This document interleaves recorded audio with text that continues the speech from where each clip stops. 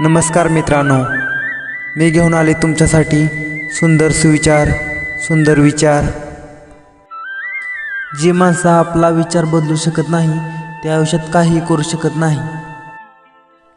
वाया घालवलेला वेळ आपलं भविष्य बिघडवत असतं. चलबिचल करणाऱ्या शेळीपेक्षा शांत राहणारा वाक्य व्हाय चांगला. वागण्यात खोटेपणा नसला की जगण्यात मोठेपणा लवकर मिळवता येतो.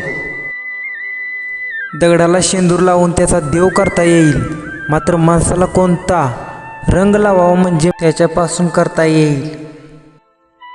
प्रत्येक प्रश्नाचे सर्वात चांगले उत्तर म्हणजे शांत राहणे.